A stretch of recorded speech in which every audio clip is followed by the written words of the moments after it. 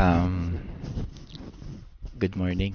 Anyway, documentation lang bago ako makalimutan. So, ito yung ito yung trend ng 4 hours natin kay BTC.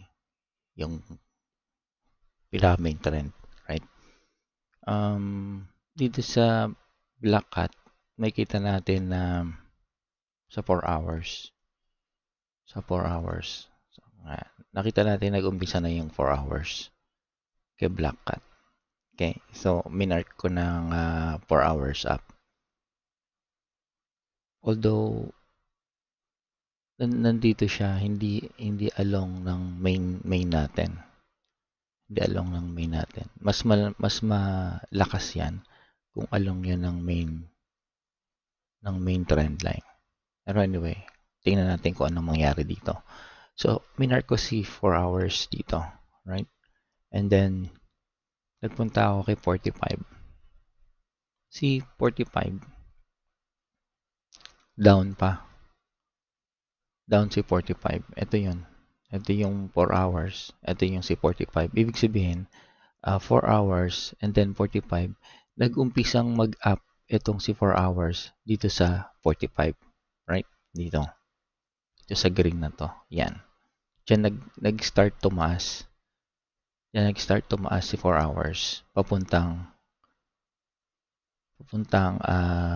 Diyan nag-start si 45 minutes papuntang 4 hours. Okay? Dito nag-start si 4 hours. Diyan. Based dun sa natin.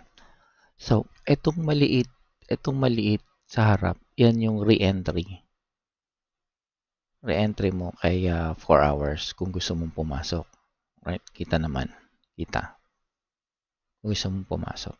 Ngayon, based dito sa mga minark natin, etong 15. Etong 15. Yan. Etong 15. Yan. Diyan nag-umpisa si 15. Dito nag-umpisa si 15. Right? Re-entry kasi nasa harap ng malaking time frame. Si 45 dito nag-start. Tapos naging 4 hours. 45. So, pababa yung number. From 4 hours to 45, ibig sabihin, doon yung nag-start. From 4 hours to maliit na number, ibig sabihin, re-entry. Right? So, ang ibig sabihin dito is, nag-start ang market tumaas sa 45 and then, umabot na siya ng 4 hours na tumataas pa. Pero nagpo-pullback siya sa 15 minutes. So, ibig sabihin nito, ang heading nito is up kasi up na yung 4 hours mo. Nagigets? Sa harap ng mas malaking time frame is re-entry. Sa likod ng mas malaking time frame is kung saan ka nag-start. Okay? So, pag pumunta ako ng 5 minutes, ang sa likod ng 15 minutes ko is saan nag-start yung 15 minutes. Sa 5 minutes dito. Sa green dito. And then, sa harap nito, yung 5 minutes ko is re-entry.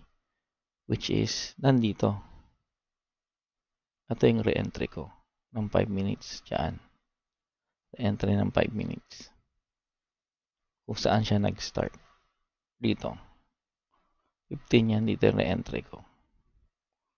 Diba? So, ito is 4 hours nasa likod. So, malamang pullback lang to ng 4 hours. And then, tataas yan. So, dapat itong height na to, hindi niya na to balikan.